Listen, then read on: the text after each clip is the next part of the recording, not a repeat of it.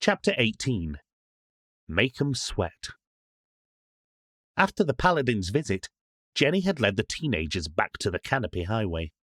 Sam opted to bring up the rear, putting as much distance as possible between himself and Jenny's retreating form.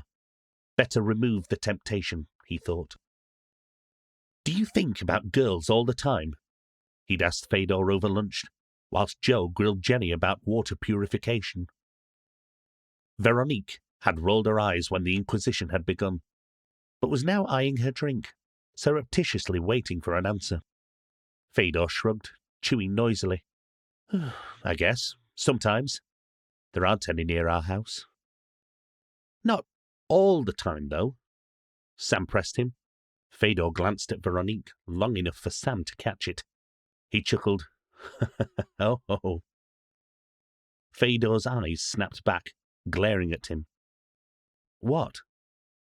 "You like the parrot." He crammed another triangle into his mouth. "Rubbish.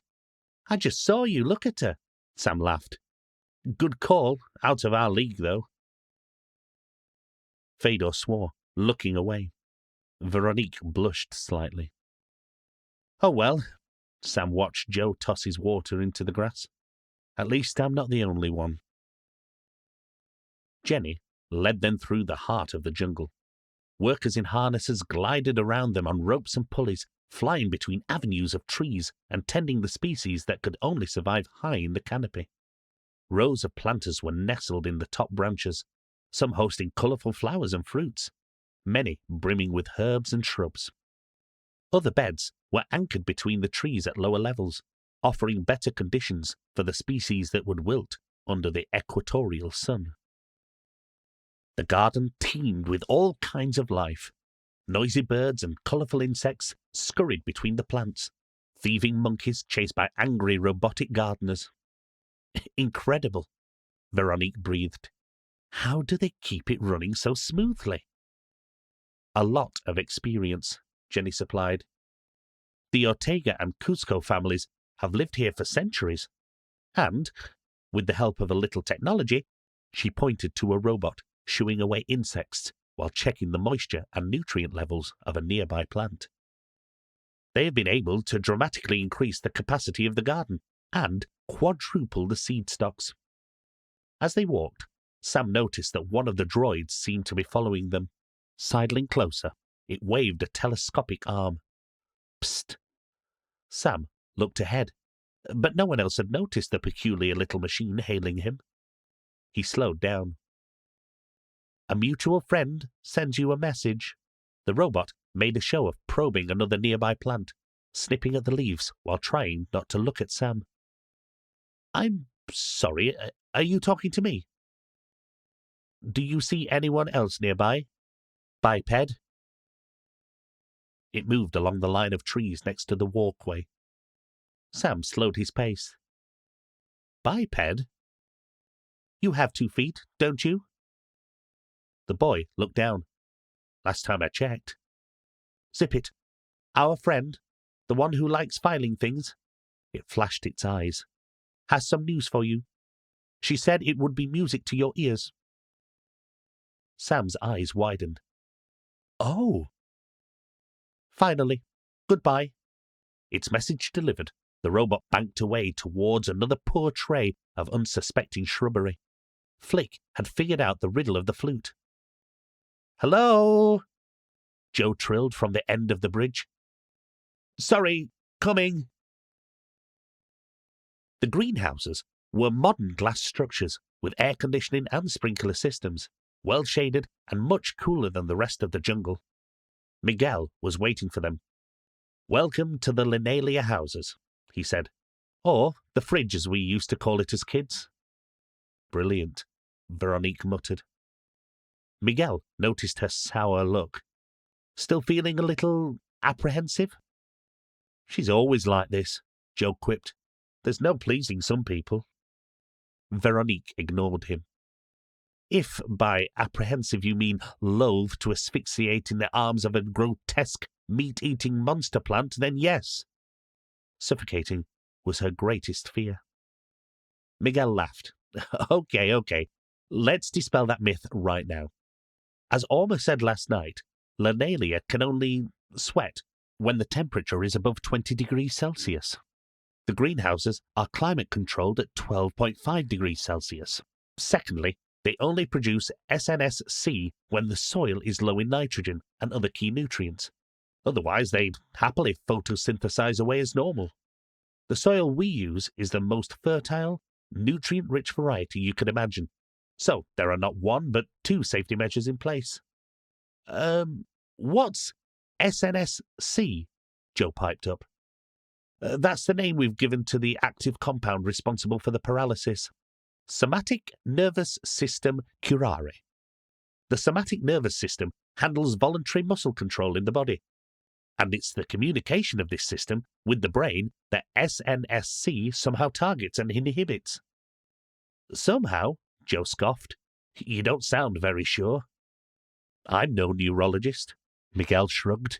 I'm sure they could explain it better. The air in the fridge was cool and refreshing, and Sam enjoyed the relief it gave from the close heat of the jungle. He fanned his sweat-sodden shirt, looking around at the greenhouse's curious residents. Lenalia was a strange and colourful vine. Its weaving fronds were dark green and purple, and covered in thousands of tiny perforations. Large fan-shaped leaves, resembling Swiss cheese, hung from the thicker vines. But the flowers were the focal point of the plant. Each petal was a mesmerizing kaleidoscope of red, orange, and yellow swirls, surrounding a curved blue carpel and long, elegant stamens. The sepals wrapped around the base of the flower, creating an irresistible invitation. And therein lies the danger. Miguel pushed his arm through the vines to reach the bloom. The flower is an alluring princess in an impenetrable fortress. The second his fingers touched the pollen-laden anthers, the petals snapped shut. Fascinating. Joe reached over and strummed the petals of the closest flower, which did nothing until he worried the middle. Just like the Venus flytrap. Exactly. Miguel admired his pets. A sophisticated and evolved predator. How are they pollinated, then? Ants. Clever. Was this the flower your wife was wearing at dinner? Veronique asked. The curator nodded. Go on, he assured her. It's perfectly safe. Grimacing, she pressed her fingers together, sliding her hand through the damp, fleshy vines. Goose pimples sprang up the moment they made contact. Ugh, she shuddered, snatching the arm back. Fedor sighed. Oh, please. He pushed his arm through the masses of vines and plucked a flower before Miguel could object, tossing the impromptu corsage at her. Veronique caught the flower. Thanks. She looked at him with surprise. Fedor grunted in response, then turned away. Miguel looked pained. Please don't do that. They don't respond well to stress. To illustrate his point, the entire bouquet Fedor had violated snapped shut, and a milky latex began to ooze from the vine. Let's leave this one be. Miguel steered them away from the angry plant. Regardless of the conditions, doing that will most certainly make it mad. He herded the group over to a workbench. A young Lenalia with no flowers and a few spindly vines waited for them in a terracotta tub. Now, you're no doubt wondering why we're so focused on Lenalia. Miguel pulled the small vine closer. Anesthetic? Joe guessed. Miguel nodded. It was, but that was many years ago, and medicine has moved on. Our interest in Lenalia, or more to the point with SNSC, is now the development of non-lethal weapons. Joe smacked his forehead. Of course. Sam saw Veronique staring at the flower in her hands, only half listening. He wondered what distracted her. How? She asked, looking up. Miguel handed each of them a clear plastic pellet. Sam rolled the malleable sphere between his fingertips. Looks like a paintball. Don't squeeze it too hard, Miguel warned him. They're designed to break on impact.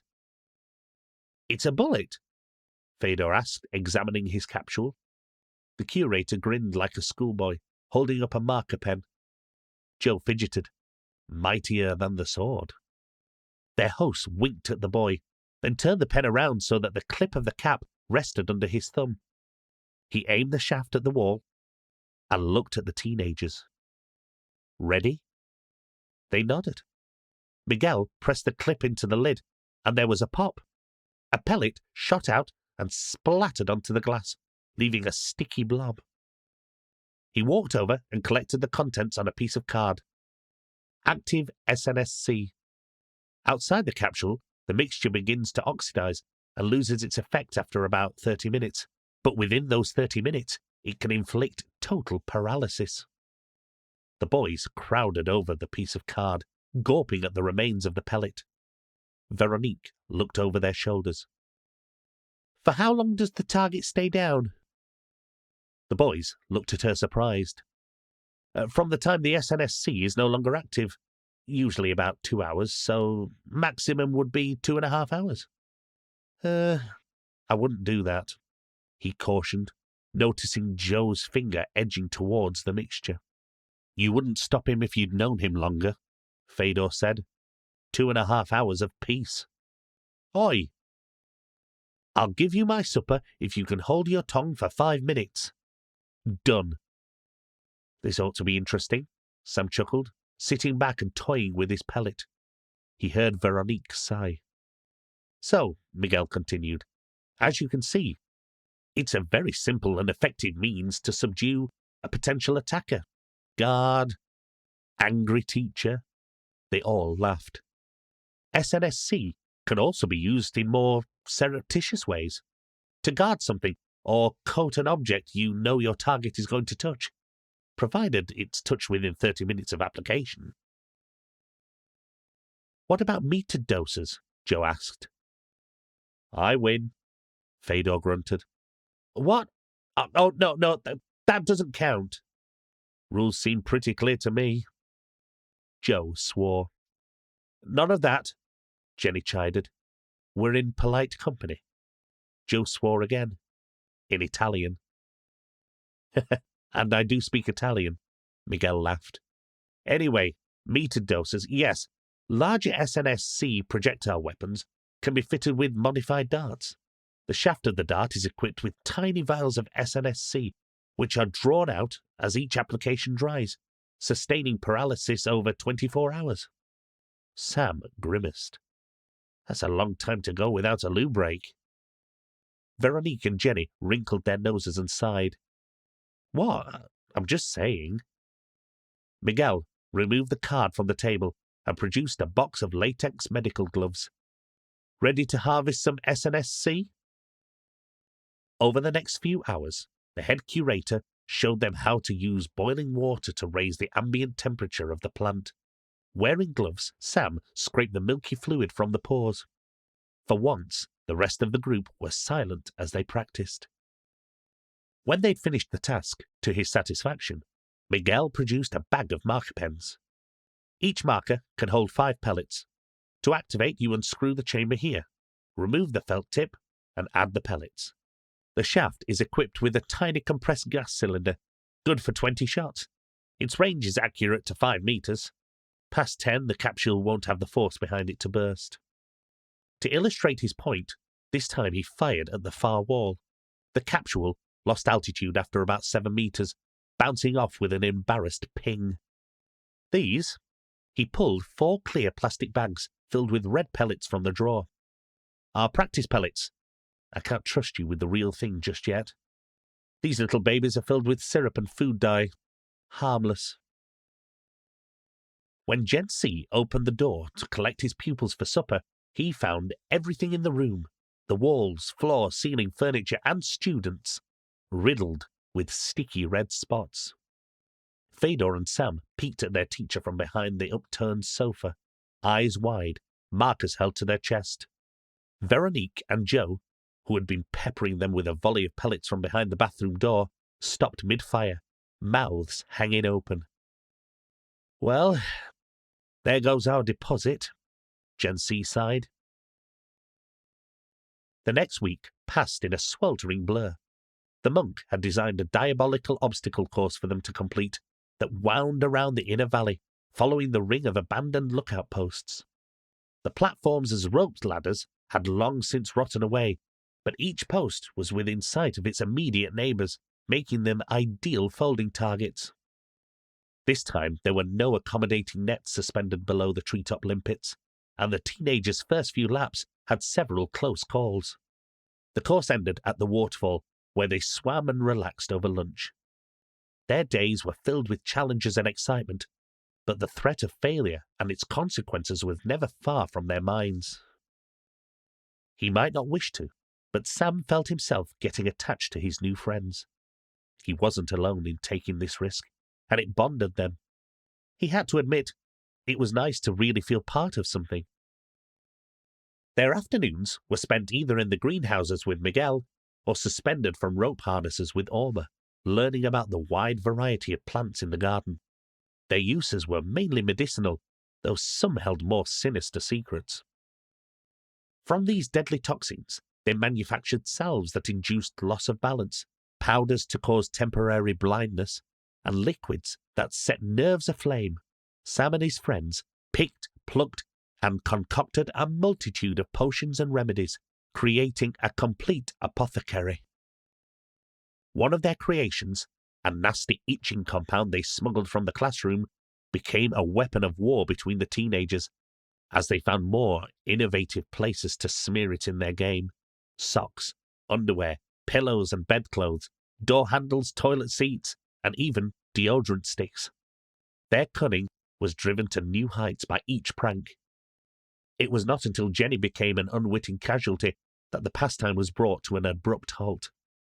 It was safe to say she would never ask any of them for a tissue again. "It's your fault," Veronique chided Fedor.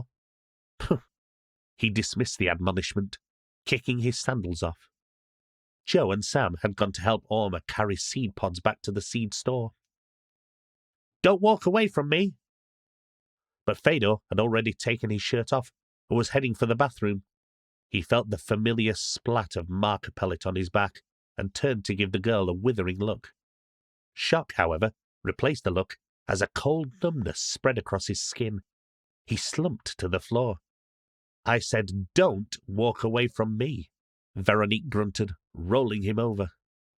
Nikki, the huntress. "You all forgot about the pellets Miguel passed round, didn't you?"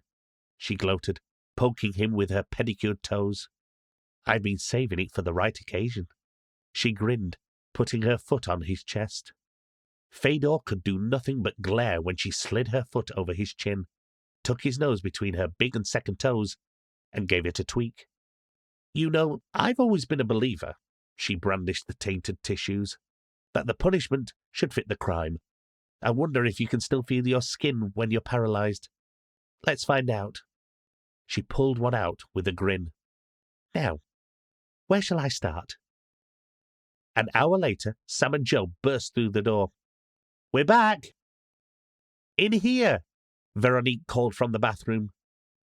"Okay," Sam rolled his eyes. "Just leave us some hot water." He looked around. "Where's the bottomless pit?" "Hungry. Going out." She mimicked Fedor's voice in reply. "Of course he was." Joe laughed. Veronique emerged, ensconced in towels. "All yours," she called, disappearing into her room and closing the door. "So, how are we doing?" she asked the victim. Fedor still lay on the floor, his skin an angry red colour. "Cat got your tongue?" "Well, I need to get ready, and as I can't trust you not to peek," she dumped her wet hair towel on Fedor's head, humming to herself. "Hurry up!" Sam kicked her door a short time later. "We're starving, and Joe said there's not nearly enough makeup in there to make you pretty." OMG. Joe's eyes widened. I did not say that." Veronique knelt to retrieve the towel. "We're off to supper now, mon chéri," she whispered, "but feel free to join us when you can." Then she leant forward and kissed his frozen lips. "A bientôt." She smiled, just as surprised as he by the action. The anger faded from the boy's eyes.